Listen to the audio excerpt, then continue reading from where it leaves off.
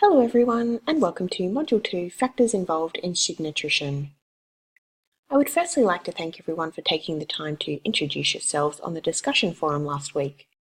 It's great to see that we have such a diverse range of students. I think we will have the opportunity to learn a lot from one another. Please make sure you keep the discussions going on the forum. A question will be posed at the end of each week. This will help get the ball rolling. However, please feel free to also discuss whatever student success topics you are interested in. Recent research has found that the most likely factors contributing to student attrition are part-time attendance, followed by age, and academic preparation, as measured by a student's ATAR, that's Australian Tertiary Admissions Rank. However, these predictors are relatively weak. The La Trobe University study found much of student attrition is either unpredictable or inevitable. Common reasons cited for withdrawal are personal, including physical or mental health issues, financial pressures, and other reasons often beyond institutional control. This may help to explain the relative inelasticity of national attrition data over time. National data shows retention in natural and physical sciences is much lower compared to other fields of education, or FOEs, such as education. Variations between FOEs is much less than seen for example, mode of enrollment. External or online students have much higher attrition rates than full-time students that are on campus. Additionally, age and ATAR rank going into university are quite telling in terms of whether a student is going to complete their program.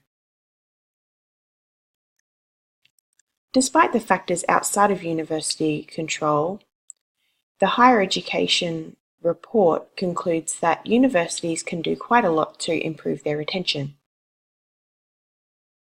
For example, good advice to prospective students, that's transparency of admission, the Australian Government agenda to increasing participation in higher education, efforts to cater for increased diversity in student cohorts, concern about under-preparation of students, especially in maths, so that's in the area of academic preparedness, concern about poor student engagement, notably failing to attend lectures or tutorials,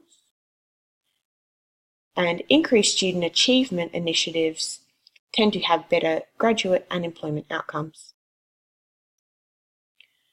The Higher Education discussion paper presents a picture of action that universities and faculties can take to improve retention. It calls for the following action. Prior to entry, to provide students with transparent, comparable information on admissions and career prospects. Institutional culture, so having a student-first accountable strategy. In the area of teaching and learning, improve teacher quality and ability, focus on effective learning and teaching strategies, provide students with an early assessment task prior to the semester census date, and sharing best practice across the sector. Additionally, in the area of student support services, provide effective transition opportunities, academic support, personal support, and provide all of this by also using learning analytics to see how effective the retention strategies are. Improving retention is a complex task requiring university teaching and support teams to work together. Students often interact first with their teachers, so they are very important and in the best position to help or refer them on to different support personnel. Our teaching teams and administrative teams can make a real difference.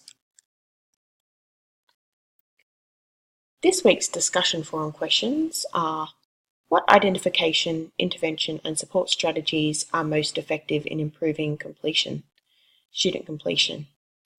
And what role can you play in further supporting students to succeed in higher education?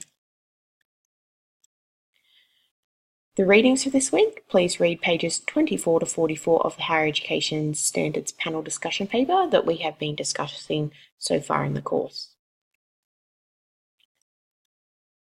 Hope you all have a great week, and I look forward to see your discussions on the discussion forum. Thank you very much.